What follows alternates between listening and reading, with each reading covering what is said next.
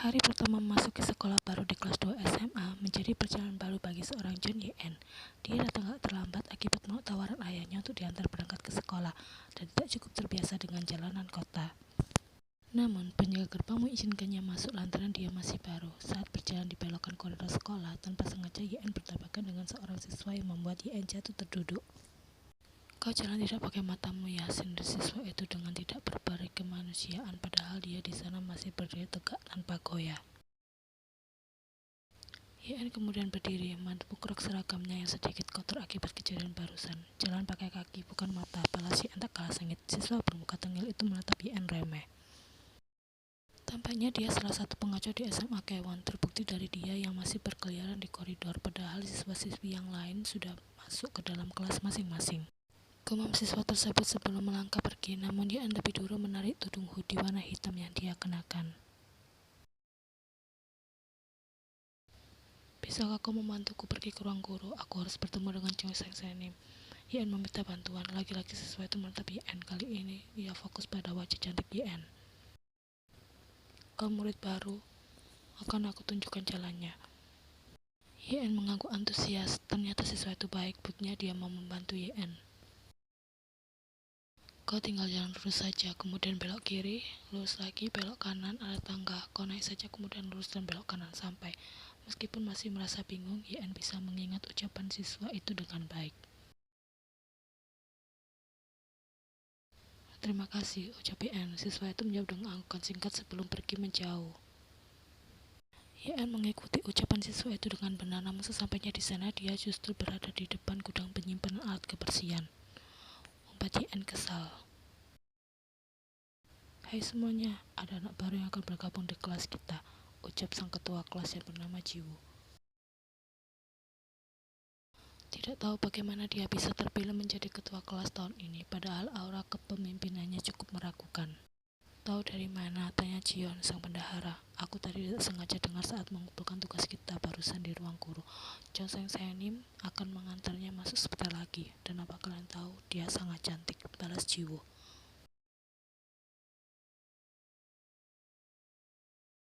"Aku yakin dia tidak lebih cantik daripada aku," sahut Mijo.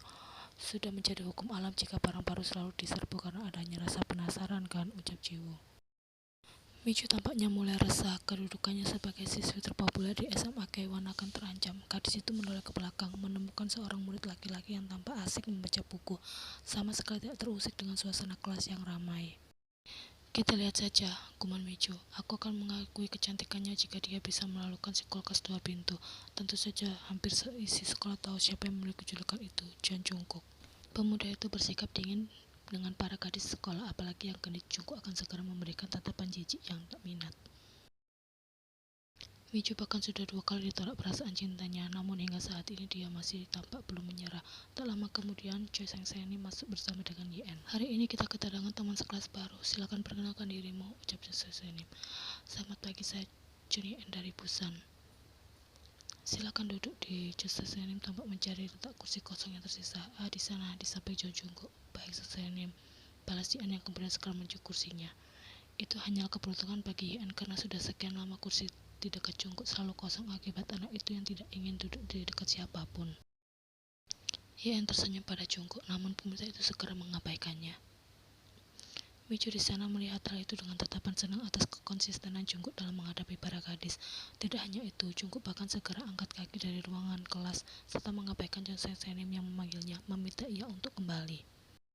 "Kali ini benar-benar parah sekali. Meskipun aku sudah ditolak 2 kali, namun Jungkook tidak sampai pergi meninggalkan aku begitu saja," bisik Mijo pada Jiwoo. Jiwoo di sana mengangguk setuju. Sebenarnya ia merasa iba dengan apa yang baru saja Yen alami. "Menurutmu mengapa Jungkook bersikap seolah-olah dia jijik melihat Yen?" tanya Mijo. "Entah," balas Jiwoo singkat. Kegiatan kelas kemudian berlanjut dengan tenang, membiarkan Jungkook menghilang hingga jam pertama selesai. Sebelum jam kedua dimulai, Jungkook masuk ke dalam kelas, namun meminta tukar duduk dengan Hoseo. Yen menyambut Hoseo dengan ramah, seolah-olah perbuatan Jungkook barusan bukanlah masalah besar. Justru Hoseo yang merasa tidak enak hati hingga meminta maaf pada Yen. Bel istirahat berbunyi. Beberapa dari mereka dengan cepat menyerbu tempat duduk Yen.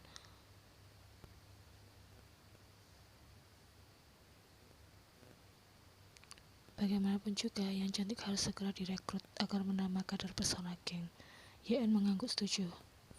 Micu jadi heran sendiri, segitu kampanye membuat dia bergabung, batinnya. Kalau begitu ayo pergi ke kantin bersama, aku sudah lapar. Akan kami kenalkan pada anggota Kutipai yang lain, ajak Jiwo. YN menuruti ajakan tersebut. Mereka berjalan di koridor sekolah sembari bertanya banyak hal tentang YN agar bisa segera menjadi akrab. Tanpa sengaja YN melihat sosok yang sudah mengerjainya tadi pagi. Dia siapa yang pakai hoodie warna hitam di sana? Micu memperhatikan siswa yang YN maksud. Tiba-tiba bertanya tentang dia, kau tertarik? Tanya Jiwo. Sebaiknya jangan, dia perlu dengan masalah dan latar belakang. Kalian pergi duluan saja, aku ada urusan lain. Setelah YN sebelum Micu berhasil menyelesaikan kalimatnya. YN berlari dan menghilang di belokan koridor. Ia mengikuti langkah Taehyung hingga berhadapan dengan sebuah pintu. YN yakin Taehyung baru saja masuk ke sana. YN membuka pintunya dan ternyata terhubung dengan atap sekolah. Taehyung di sana tengah asik menikmati sebatang rokok yang tengah dihisapnya. Taehyung menoleh dengan cepat, tampak sangat terkejut. Apa yang kau lakukan di sini? Tanya Taehyung terlihat tak menyukai kehadiran YN.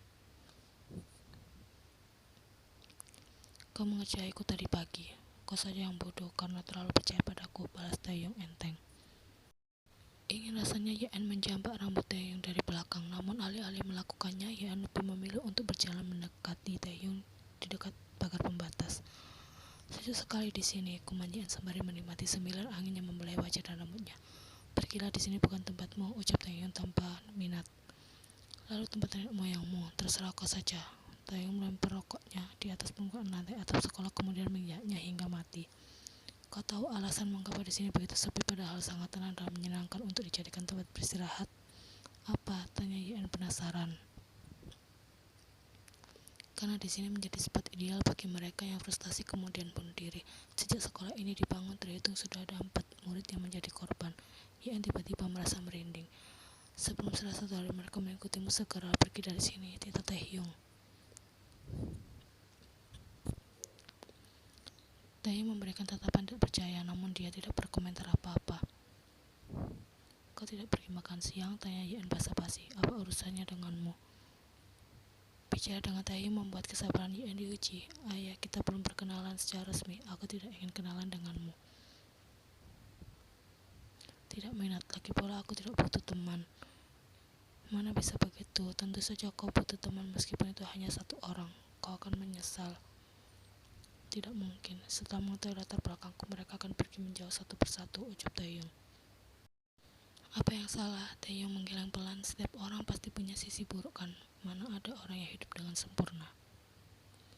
Tidak ada sama sekali. Taehyung kemudian menatap YN di sana. Kau sudah kelas 3 kan sekarang? Tanya YN. Sebenarnya aku juga sudah berada di kelas 3 namun harus berhenti sekolah selama 1 tahun. Kenapa? Dokter memvonis aku akan lumpuh seumur hidup. Bisa berjalan lagi seperti ini membuatku merasa sangat bersyukur dan mulai belajar apa arti dari hidup. Mengapa kita pergi ke tempat parkir? Tanya YN heran. Dia belum terbiasa dengan area SMA K1, jadi saat Micu dan Jiwo menyeretnya ke sana kemari, YN hanya menurut saja. Mengagumi seseorang ternyata sangat melelahkan sekali ya. Aku harus rela menunda jadwal perawatan kukuku demi bisa melihat kakaknya John Jungkook saat menaiki motornya.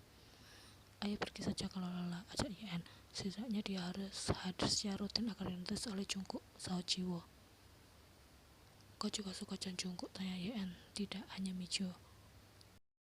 Lalu kau rela mengantar Micu setiap hari seperti ini? Dia selalu mentraktirku makanan enak setelah ini, jadi tenang saja, akan ada imbalannya. YN mengangguk mengerti. Traktiran makan enak memang suatu hal yang susah untuk ditolak. Setelah ini ikut kami makan tteokbokki ya, ajak Micu. Hari ini tidak bisa, aku tidak bisa izin dadakan begitu saja pada om aku. Sebentar saja, tidak sampai 1 jam kok, ucap Jiwo membujuk. YN kembali menolak dengan halus. Kalau kau tidak ingin pergi dengan mereka, pulang denganku saja. Akan aku antar sampai rumah dengan selamat.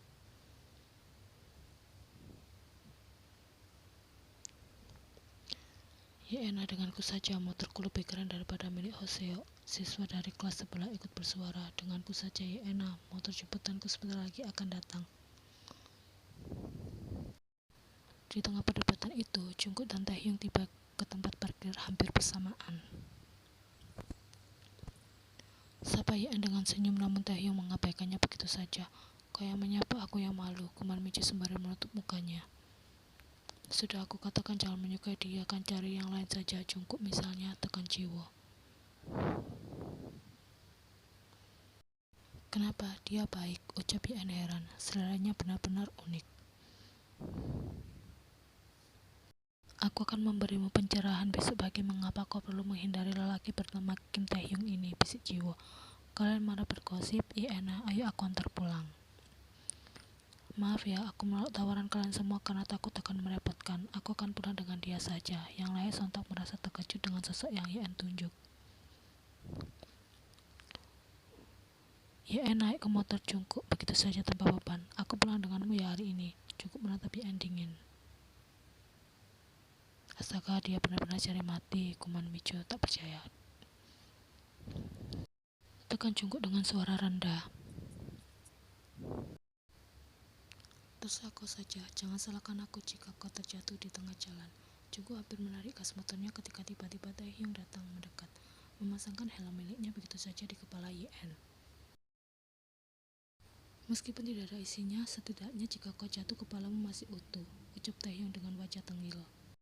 Yen mengangguk singkat, melambaikan tangannya pada Taehyung dan teman-temannya yang lain. Namun Jungkook dengan kurang ajarnya menarik gas motornya. Jungkook tidak peduli, tanpa mengurangi kecepatan motornya membelah jalanan padat sore hari ini. Tanpa menjawab pertanyaan Yura, Jungkook terus berjalan menaiki anak tangga, mengabaikan wanita itu sepenuhnya. Hubungan yang sebenarnya begitu dekat, terasa sangat jauh dan terbatas. John Jungkook belum bisa menerima sebuah kenyataan. Senyum cerah Yura segera mengembang, menyembunyikan raut sedihnya beberapa detik yang lalu. Sangat menyenangkan sekali, aku bahkan sudah berteman dengan beberapa dari mereka, ucap Yen. Syukurlah kalau begitu, Uma khawatir jika kau akan kesulitan di sana. Tidak sama sekali, Uma. Aku sudah lapar, mau makan. Uma pasti sudah masak menu makanan yang enak-enak kan? Aku jadi tak sabar ingin segera mencobanya, balas Yen. Ganti baju seragammu terlebih dahulu. Uma tunggu di meja makan. Kalau bisa bujuk dia sekalian untuk turun dan makan bersama. Pintu diketuk, namun tidak ada jawaban. Setelah beberapa saat Yen menunggu, yang pada akhirnya membuatnya nekat masuk ke dalam meskipun belum mendapatkan izin.